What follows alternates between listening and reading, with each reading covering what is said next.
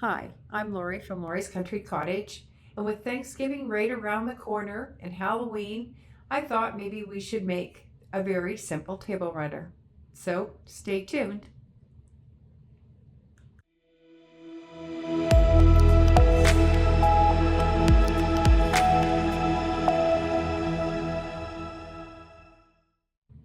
So the 20-minute table runner, or 10-minute table runner, some people call it, is a very simple, quick project that is a great hostess gift and great to throw on your table for whatever season it happens to be.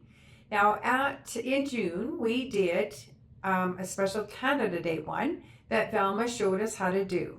Now we're going to roll into that video, and Velma will show you, and at the end I will show you a few things that I have found and a few different twists to the table runner. So here you go. You can watch Velma and then stay tuned for a couple of tips and tricks at the end. Hi, I'm Velma from Lori's Country Cottage, and today I'm going to show you how to make a 20-minute table runner. These table runners are quick and easy, and like I said, they only take 20 minutes. So let's get started with one here now. And what I'm going to do first of all is to show you, you need 2 pieces of fabric, a 1/2 meter of fabric for your backing and 0.3 of a meter of fabric for your center. So what you're going to do first of all is take your fabric, and you want to make sure that it's square, because if it's not square, your table runner is going to have a twist in it. So take your 2 selvage ends and you're going to put them together. And as you can see here at the bottom, I do have quite a bit of a runkle going on there. And you're just going to keep scooting the selvage edge along the top here until it's nice and square. And you can see how much we're out on the sides. So once you've got that laying nice and flat, then you're going to lay it down onto your mat. And I've already straightened the backing. So I've got it laid here on the mat. You're going to take and line up one of your lines along the folded edge. That ensures that your ruler is straight. Just check your piece at the side, and you want to scoot it back a little bit so they get both layers in there. And then you're just going to cut that off. And you're going to do the same on the other side. You'll have to turn your mat. Again, line up a line with your folded edge, double checking that you've got both layers of fabric here. And cut. Good way to check is always just make sure you've got a full strip there. So that's our back piece ready. And we'll take our cream that we already straightened as well, or that we're going to straighten. Lay your ruler on here.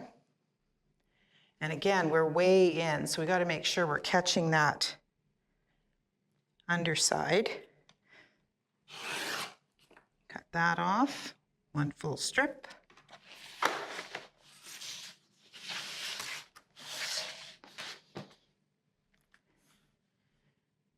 Again, line up your folded edge with a line on your ruler. And cut. Now you're going to take those 2 pieces of fabric, and this is the new Canada 8 from Northcott that we just received.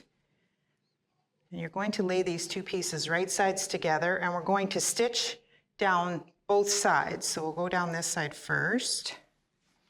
So here we are ready to sew the 2 edges together. I've laid the pieces right sides together, and I'm going to stitch down the long side. Keeping your edges even. 1/4 inch seam allowance. Yeah.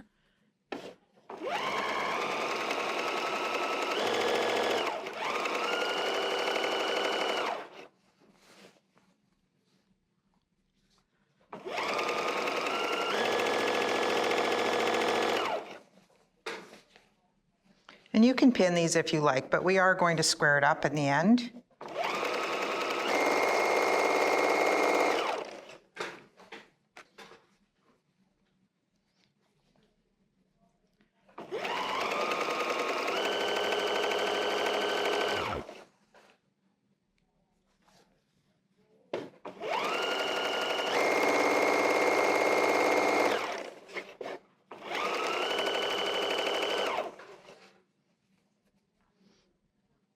Don't worry if the ends don't match. If you have two different lines of fabric, they probably won't.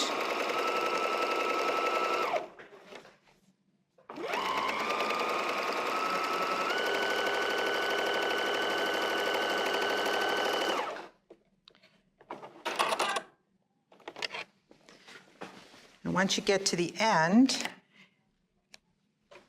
you can go press if you like, or just, now you're going to take this full piece and join it with the other side. And you always want to join the side that's the same length, not the end that's not the same length, because then you'll be putting these together and now you've got to twist again. So always make sure you put the same top together to start sewing.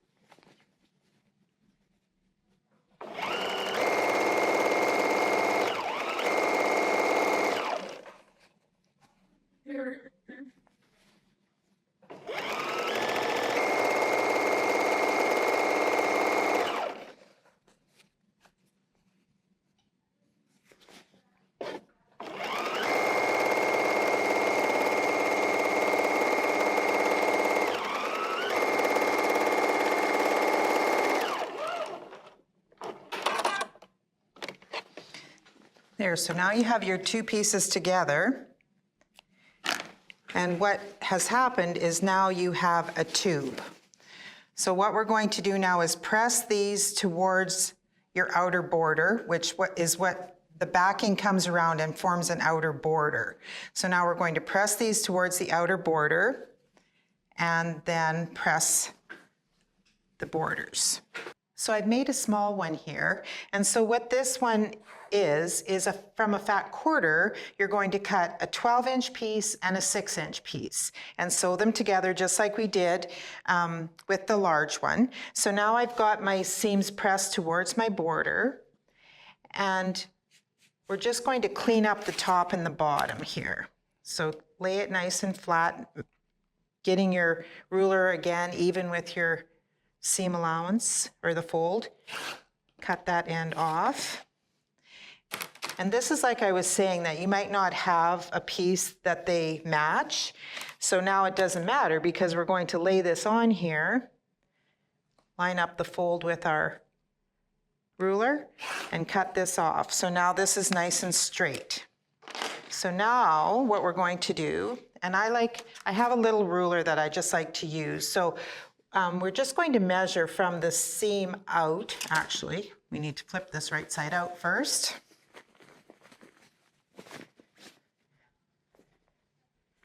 So here's our little runner, which the big one is exactly the same. This is just in miniature. And on the big one, your borders are going to measure about 1.75 inches. On this one,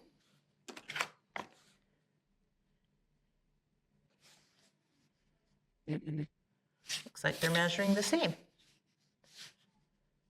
Yeah, 1.75 inches. So then I like to go to my pressing mat. Okay, so now we're at the pressing mat, and it might be hard to see on this mat. I didn't realize that. Anyway, you're going to have 1.5 inches on each side here, and you're just going to take and give that a little press out like so. And I just kind of scoot my ruler down as I go. I've got a half inch ruler here, so I can just scoot it along. And if you don't get it straight, it'll have a bubble in it.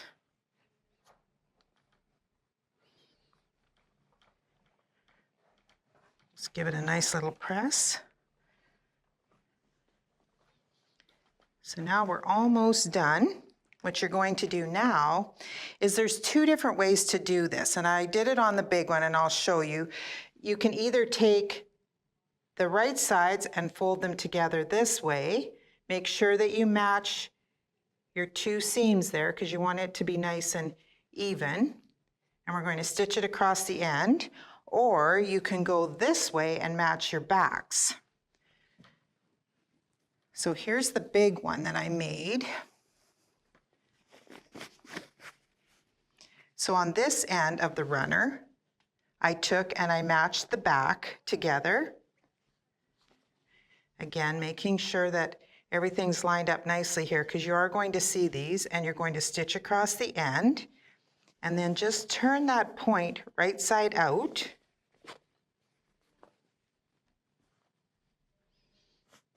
And just poke it out there nicely. I usually trim the end there just so it pokes out nicely.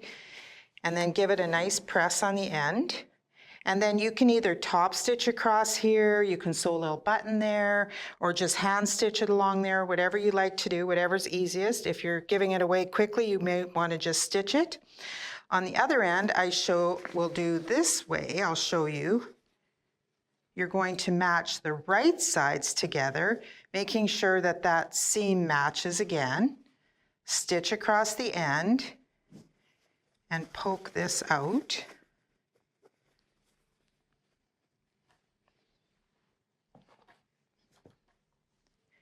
So when this one is done, your little point is to the back. This way, your point is to the front. So it's entirely up to you how you want them to look. It's just a nice, quick, and easy way to finish off the ends. So here we are with both the ends together. So you pick which one you like the best, if you want it to be facing in or you want it to be facing out. It gives two totally different looks. So that's my table runner for today. So here's my first table runner. And what I did was I cut this fabric on the length. I wanted the pumpkins to run end to end rather than across. So generally you would cut selvage to selvage. This way you have more option as to what size you can make your table runner because you cut it the length that you want. When I cut this fabric, it's 40 inches, approximately 40 inches wide. And so once I cut the selvage off the lengths, straightened the ends, I actually cut it in half and in half and had enough for 4 table runners. So my center is only 10 inches. I used 0.5 like Velma suggested for the borders. And the borders actually, as she showed you, come from the back. And so because of that, I ended up with wider borders. So remember that when you're cutting, whatever you want that motif in the middle to be, you want to add whatever width you want for borders. So if you want to have a 3-inch border and a 20-inch table runner, then you would go 20 plus the 3 inches if you wanted 3-inch borders. You would add 6 inches, so you need 26 inches for the back. You want to add maybe an inch or so for easy seam allowances. Okay, so I cut this into 4, and so it's 10 inches. You could cut it into 14 inches and have 3 table runners or cut it in half. And so that way I had my motif running side to side. Now this one was interesting because I took the width of that panel, added what I wanted for the edges in 1 inch. So I had seam allowances and enough for my borders. When you have a stripe like this, you want to make sure that your stripe is running straight. Yes, it should be on grain, but if it is not, nobody knows that when your table runner's made, so you want to cut it even with your stripe or your lines, whatever is running on the fabric. Now, I pulled this one to the front because on the end in here, underneath is the rest of these blocks. So what I did was I took the other table runner and I measured what that amount was. And then I took my fabric from this one and trimmed it off so I had the same length from here to here as I do on the other table runner. Well, because the other table runner is so much narrower than this, of course it made this triangle smaller. So on here, the triangle was larger, so this amount is larger as well as longer. And so when I measured my perfect 8.5 inches to come in the middle between here, this, when it folded down, because it's wider, came further in. So I covered up my squares. Little tip for you. So what you want to do is measure the width that your table runner is going to be, your full width. Divide that in half. And then that's what this measurement is, because this is a right angle triangle. And so this edge and this edge are the same. So whatever this is to halfway is what this needs to be.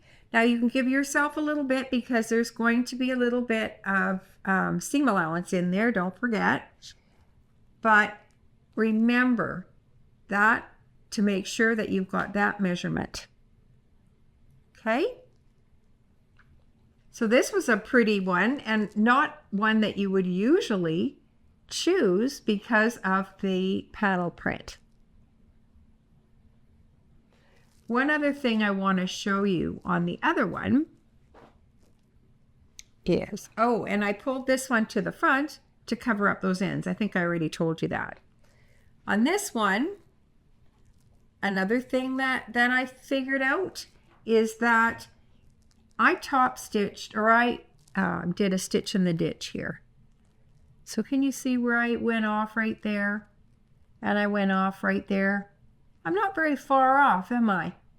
However, you can see that. So if I would have done the same kind of stitching to hold it the same, but stitched in at 1/4 inch here and did some top stitching with an orange thread to match, if I was out by that little hair that I'm out with the black, it wouldn't have mattered. And nobody would see that. So you can stitch here, you can stitch out around the outer edge, and that will kind of create like you've got a binding on there. So just a couple of little tips. Yes, you can get really nice and close, but look at that little wee bit out, and it just doesn't look nice. So learn from my mistakes. Make up some table toppers. They're great to wrap around a wine bottle if you happen to be going out for Thanksgiving. I wish you all a happy Thanksgiving. Thanks for watching.